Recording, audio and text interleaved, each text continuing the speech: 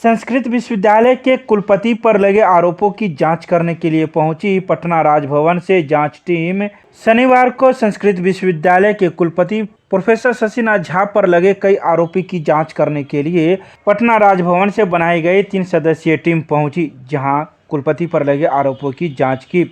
इस जांच टीम में तिलका मांझी भागलपुर विश्वविद्यालय के कुलपति डॉक्टर जवाहर लाल, जयप्रकाश विश्वविद्यालय के वित्त पदाधिकारी जमाल अब्दुल नसीर, पाटलिपुत्रा विश्वविद्यालय के वित्त पदाधिकारी किशोरी विजय मिश्र शामिल थे, जिन्होंने संस्कृत विश्वविद्यालय के pro VC RTI activist Pankaj Kumar एवं शिवान के आरपीएन पाठक के शिकायत के आलोक में कुलपति से कई बातों की जानकारी ली।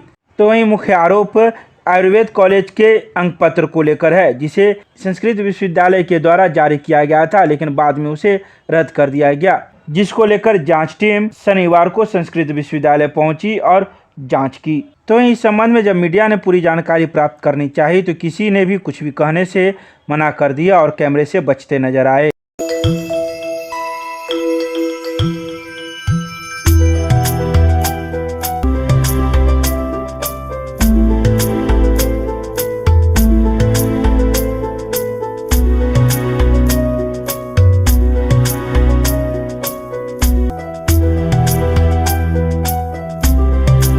खिलाड़ियों की समस्याओं को लेकर मिथिला विश्वविद्यालय में किया गया प्रदर्शन। राष्ट्रीय लोक जनशक्ति पार्टी के दरभंगा जिला इकाई की ओर से खिलाड़ियों की विभिन्न समस्याओं को लेकर मिथिला विश्वविद्यालय के कुलपति और कुलसचिव के कार्यालय के समक्ष प्रदर्शन किया गया, जिसका नेतृत्व दरभंगा जिला अध्यक्ष गगन कुमार झा ने किया।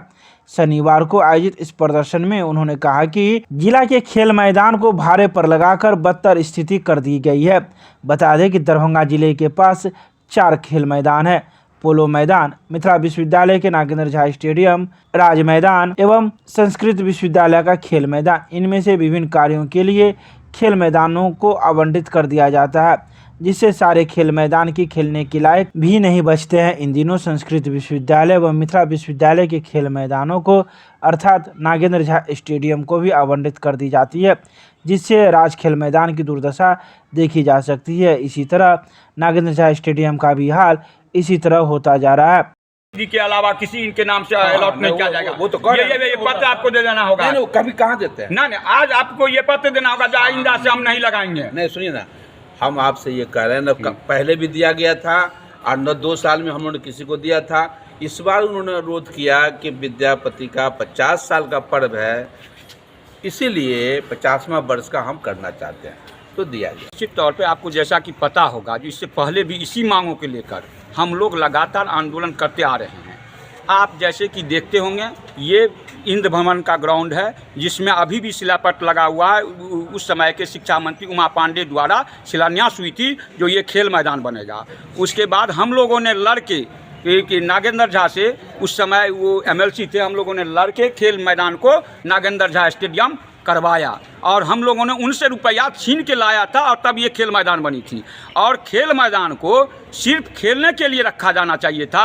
एक को तो आप इंद्र भवन को बर्बाद कर दिए हैं, इंद्र भवन के खेल मैदान को आप आवंटन कर करके बर्बाद कर दिए हैं। दूसरी तरफ आप ये नागेंद्र झा स्टेडियम को भी आज आप देख रहे होंगे, जब बच्चा खेलने के लिए 100-500 बच्चा आता है, लेकिन उसको खेल ग्राउंड को में आसानी से बांस बल्ला गाड़ के वहाँ पर ड्रामा और नाटक करवाने के लिए, चूँकि जैसा कि आपको ज्ञात होगा, ये कुलपति और कुल सचिव महोदय को द्वारा, चूँकि इन्होंने इनको उसमें गेस्ट बना दिया होगा, वहीं इनको उसमें पाग चादर से सम्मानित कर दिया जाएगा। इसीलिए ये अपना लड़का का भविष्य को अंधकार में देखते हुए भी ये खेल ग्राउंड को आवंटन कर दिए हैं। हम लोग का मामला है, जो क्या कहते हैं, जो खिलाड़ी आपके विश्वविद्यालय के लिए खेलता है, निश्चित तौर पर उसकी नियुक्ति में आरक्षण होनी चाहिए। हमारा मामला है जो निश्चित तौर पर खिलाड़ियों के लिए वहाँ पर शौचालय और पानी की व्यवस्था होनी चाहिए। और हमारा ये मामला है जो आप देख रहे हैं, कल से समारोह होगी, उसके लिए चारों गेट खुल जाएगा, लेकिन खिलाड़ी जो आएगा उसका गाड़ी बाहर में लगा रहता है, उसका साइकिल बाहर में लगा रहता है, वो छड़प के आता है, छड़प के जाता है। ये कैसी व्यवस्था है? हम नहीं रहेंगे, हम खिलाड़ी यदि नहीं रहेंगे, आपको साथ साथ भी गेम में ऑल इंडिया क्वालिफाई हमने करवाया है, हम लोगों ने करवाया है, हमारे जैसे स्पोर्ट्समैनों ने करवाया है। और उसका नतीजा आप क्या दे रहे हैं? उसका नतीजा यही हो रही है जो आप जो वादा करते हैं, इसी कुल सचिव के द्वारा वादा किया गया था ये मांग को लेकर, जो आइंदा से इसको आमंत्रण नहीं किया जाएगा, इसको सिर्फ खेल गतिविधि के लिए ही आमंत्रण किया जाएगा। लेकिन आज आप देख लीजिए जो किस परिस्थिति में यह आमंत्रण किया गया है, किसी खास विशेष के कहने पर किया गया है। आप इतने सारे खिलाड़ी आए हैं, उसके कहने पर आप नहीं कर सकते हैं, लेकिन किसी खास व्यक्ति के कहने पर आप ये आमंत्रण करवा रहे हैं। आप नहीं देख रहे हैं जो कल से ड्रामा यहाँ होने वाला है, स्टार्ट हो जाएगा, नाच गान और क्या कहते हैं रंगारंग कार्यक्रम। ये रंगारंग कार्यक्रम के लिए तो आपने आमंत्रण करिए दिया है इंद्र भवन। ये देखिए क्या कहते हैं, वो जो हैं हमारा कोई लड़ाई नहीं है, हमारा एक ही लड़ाई है, जो खिलाड़ियों के लिए ही, खेल गतिविधियों के लिए ही आमंत्रण करना होगा। संस्कृत विश्वविद्यालय के सीनेट हॉल में 2 दिवसीय ज्ञानोत्सव कार्यक्रम का हुआ शुभारंभ। शनिवार को संस्कृत विश्वविद्यालय के सीनेट हॉल में 2 दिवसीय ज्ञानोत्सव कार्यक्रम का शुभारंभ हुआ। शनिवार और रविवार को चलने वाले इस ज्ञानोत्सव कार्यक्रम को सुबह 9 बजे से लेकर शाम के 5 बजे तक किया जा रहा है। इस कार्यक्रम में बिहार के विभिन्न विश्वविद्यालयों से शिक्षक, शोधार्थी एवं कई अन्य लोग भी मौजूद थे, जिन्होंने बिहार के बदलते परिवेश के बारे में चर्चा की और अपने अपने विचार रखे। ये ज्ञानोत्सव नाम से कार्यक्रम आयोजित किया गया है, अनादि फाउंडेशन के द्वारा प्रपोज था और इस पे बिहार पर देश भर में और दुनिया में काम करने वाले जो विद्वान हैं उनको एक मंच पर लाने की कोशिश है। ज्ञानोत्सव की 3 प्रमुख उद्देश्य रखे गए थे। एक तो बिहार पर इकोनॉमिक्स में, पॉलिटिकल साइंस में, लिटरेचर में, हिस्ट्री में, विभिन्न विषयों में जो काम करने वाले विद्वान थे उनका कोई एक साझा मंच नहीं था, तो उनको एक मंच पर लाना। दूसरा है कि बिहार में जो नवनियुक्त युवा प्रोफेसर्स हैं उन लोगों को कैसे मोटिवेट किया जाए कि वो अभी वो छात्र जीवन से नज़दीक रहे हैं तो उनकी पढ़ाई लिखाई भी एक तरह से चलती रही है, वो शिथिल न पड़ जाएं और अपना शोध कार्य बिहार को पर करते रहें और बिहार के ऊपर रिसर्च के टॉपिक्स लें, इसलिए एक मंच की ज़रूरत महसूस की गई। और तीसरी बात कि धीरे धीरे, वैसे तो इस बार हिंदी और अंग्रेजी दोनों में हो रहा है ये, लेकिन उद्देश्य ये है कि हिंदी में बिहार के ऊपर शोध सामग्री को बढ़ाया जाए। ये 3 प्रमुख उद्देश्य रखे हैं इसके। कौन लोग शामिल हुए हैं सर इसमें? दिल्ली विश्वविद्यालय और IITs और कुछ जैसे प्राइवेट बड़ी यूनिवर्सिटी जो है, जैसे जिंदल ग्लोबल यूनिवर्सिटी है जो बहुत बड़ी यूनिवर्सिटी है, अब उसके विद्वान आए हैं। 1-2 विदेशी विद्वान भी आने वाले थे, लेकिन कुछ अपरिहार्य कारणों से नहीं आ पाए। आपका परिचय सर? मेरा नाम प्रदीप कांत चौधरी है। मैं दिल्ली विश्वविद्यालय में प्रोफेसर था, असिस्टेंट प्रोफेसर, पर मैंने फिर VRS लेकर के अब मैं सामाजिक कार्यों में हूँ और मैं इसे एक महत्वपूर्ण सामाजिक कार्य मानता हूँ। बिहार के ऊपर रिसर्च को produce knowledge and disseminate knowledge about Bihar के बारे में ज्ञान उत्पन्न करना और उसे प्रसारित करना, इसको मैं एक महत्वपूर्ण सामाजिक काम मानता हूँ। मैं इस काम में लगा हूँ। Thank you sir. मिथिला विश्वविद्यालय के दर्शन शास्त्र विभाग के द्वारा 44वें वार्षिक अधिवेशन को लेकर की गई प्रेस वार्ता, दी गई पूरी जानकारी। शनिवार को मिथिला विश्वविद्यालय के स्नातकोत्तर दर्शन शास्त्र विभाग के द्वारा बिहार दर्शन परिषद के 44वें वार्षिक अधिवेशन के आयोजन के पूर्व प्रेस कॉन्फ्रेंस का आयोजन किया गया। इस बैठक की अध्यक्षता स्नातकोत्तर दर्शन शास्त्र विभाग के विभागाध्यक्ष डॉक्टर रुद्रकांत अमर ने की। इस बैठक में बिहार दर्शन परिषद के महासचिव डॉक्टर श्यामल किशोर झा ने अधिवेशन की संपूर्ण जानकारी देते हुए कहा कि 3 दिवसीय होने वाले 44वें वार्षिक अधिवेशन की विधिवत शुरुआत 6 नवंबर को 2 सत्रों में होगी।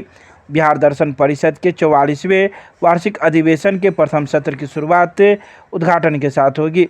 इस सत्र की अध्यक्षता मिथिला विश्वविद्यालय के कुलपति प्रोफेसर सुरेंद्र प्रताप सिंह करेंगे। द्वितीय सत्र में व्याख्यानमाला का आयोजन किया जाएगा। इस मौके पर doctor Shivanand Jha, doctor Sanjeev Kumar Shah, doctor Soni Sharma, doctor Priyanka Rai, doctor Suresh Chandra, Dhiresh Kant Jha, Shyam Lal Rai, Mahalakshmi, Virendra Kumar, Pradeep Kumar Mandal मौजूद थे।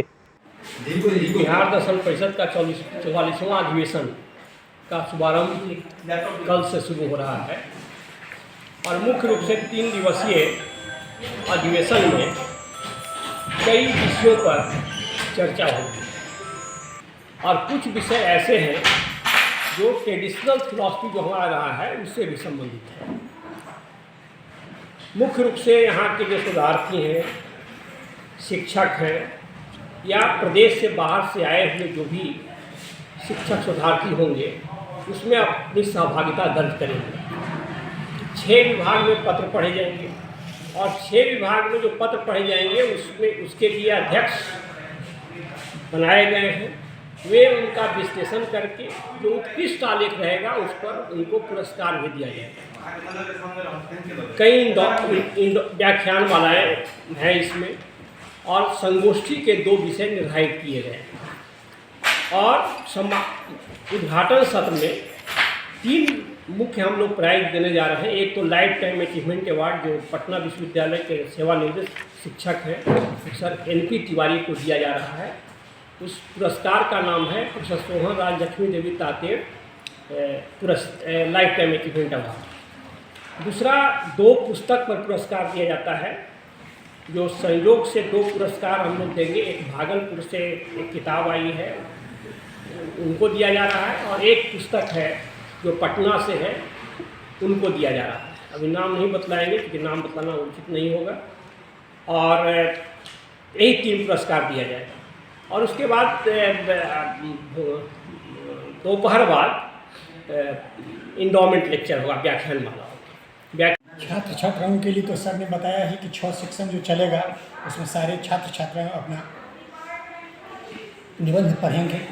उनके बीच एक प्रतियोगिता भी होगी जिस प्रतियोगिता में जो अव्वल आएंगे उनको पुरस्कृत भी किया जाएगा। और दर्शन विभाग अपनी ओर से लगा हुआ है कि इसको किस तरह से अच्छा बनाया जाए, बढ़िया से बढ़िया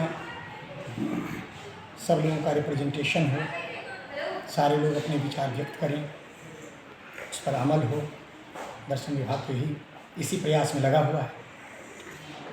नाम बता दीजिए सर। रुद्रकांत अमर। का मतलब होता है किसी विषय वस्तु का विस्तार करना और उस पर क्रिटिकल इंक्वायरी के साथ लोगों के बीच में विचार रखना और लोगों के विचार को सुनना। दर्शन परिषद बिहार का यह 44वां अधिवेशन है और यह अधिवेशन निश्चित रूप से एक सारस्वत पावन भूमि का विलक्षण अधिवेशन सिद्ध होगा ऐसी उम्मीद है। इसमें करीब 250 पेपर पढ़े जाएंगे जो लगभग शोध छात्राओं के ही होंगे। कुछ सीनियर्स होंगे प्रोफेसर, उनका जो लेक्चर होता है वो सीखने के लिए होता है क्योंकि अनुभव के साथ उनके द्वारा जो कही गई बातें होती हैं वो मार्गदर्शन का काम करती हैं। इसीलिए कुछ विलक्षण व्याख्यान भी होते हैं और उनकी प्रस्तुति से हम सभी को लाभ होता है। तो दर्शन परिषद बिहार का उद्देश्य है दर्शन की विधाओं का या जितनी ज्ञान की विधाएं हैं जो दर्शन शास्त्र से संबंध रखती हैं यानी दर्शन शास्त्र से निकली हुई विधाएं हैं उस सब का एक युगानुपेक्षी विचार प्रस्तुत करवाना यही हम लोगों का लक्ष्य होता है। नाबार्ड के तत्वाधान में महात्मा गांधी शिक्षण संस्थान में सतर्कता जागरूकता सप्ताह के तहत जागरूकता कार्यक्रम का किया गया आयोजन। शनिवार को नाबार्ड दरभंगा के तत्वाधान में महात्मा गांधी शिक्षण संस्थान गांधी विहार लहरियासराय के सभागार में सतर्कता जागरूकता सप्ताह के तहत जागरूकता कार्यक्रम का आयोजन किया गया। कार्यक्रम में मुख्य अतिथि के रूप में अग्रणी जिला प्रबंधक अजय कुमार सिन्हा, विशिष्ट अतिथि के रूप में जिला विकास प्रबंधक आकांक्षा सिंह, अधिवक्ता व्यवहार न्यायालय के इंदिरा झा, थिएटर निदेशक प्रकाश बंधु एवं समाजसेवी नारायण चौधरी मौजूद थे। कार्यक्रम का शुभारंभ अतिथियों के द्वारा दीप प्रज्वलन कर किया गया। अतिथियों के सम्मान में विद्यार्थियों ने स्वागत गीत प्रस्तुत किए। वहीं विद्यालय के निदेशक हीरा कुमार झा ने मिथिला की परंपरा अनुसार अतिथियों को पाग दुपट्टा से सम्मानित किया गया। विद्यालय के चेयरमैन ने अपने स्वागत उद्बोधन में अतिथियों का स्वागत करते हुए कहा कि सतर्क रहकर ही हम हर प्रकार से सुरक्षित रह सकते हैं। विद्यालयी बच्चों को इस तरह के कार्यक्रम में शामिल करने का मुख्य उद्देश्य होता है कि विद्यार्थी तो स्वयं जागरूक होते ही हैं, साथ में परिवार और समाज के बीच जागरूकता के प्रसार में ध्वजवाहक होते हैं। उन्होंने भ्रष्टाचार पर प्रहार करते हुए कहा कि केवल घूसखोरी करना ही भ्रष्टाचार नहीं होता, बल्कि दैनिक जीवन से लेकर सामाजिक और सार्वजनिक जीवन में सदाचार के विरुद्ध कर्म करना भी भ्रष्टाचार की श्रेणी में आता है। मिथिला विश्वविद्यालय के संस्कृत विभाग तथा डॉक्टर प्रभात दास फाउंडेशन के संयुक्त तत्वाधान में 10 नवंबर को आयोजित किया जाएगा एकल व्याख्यान माला। मिथिला विश्वविद्यालय के स्नातकोत्तर संस्कृत विभाग तथा डॉक्टर प्रभात दास फाउंडेशन के संयुक्त तत्वावधान में 10 नवंबर को विभागीय सभागार में कालिदास के काव्यों में राष्ट्रीयता विषय पर एकल व्याख्यान का आयोजन किया जाएगा। कामेश्वर सिंह दरभंगा संस्कृत विश्वविद्यालय के पूर्व कुलपति प्रोफेसर देवनारायण झा के द्वारा दिए जाने वाले व्याख्यान में सभी प्रतिभागियों को निःशुल्क प्रमाण पत्र दिए जाएंगे। इसका निर्णय शनिवार को विभागाध्यक्ष डॉक्टर घनश्याम महतो की अध्यक्षता में संस्कृत विभाग में आयोजित बैठक में लिया गया, जिसमें पूर्व विभागाध्यक्ष professor Jivanand Jha, associate professor doctor RN. Chaurasia, सहायक प्राध्यापिका डॉक्टर ममता स्नेही और डॉक्टर प्रभात दास फाउंडेशन के राज्य समन्वयक मुकेश कुमार झा एवं सक्रिय व वरीय कार्यकर्ता राजकुमार गणेशन, विभागीय शोधार्थी एवं सभी कर्मी मौजूद थे।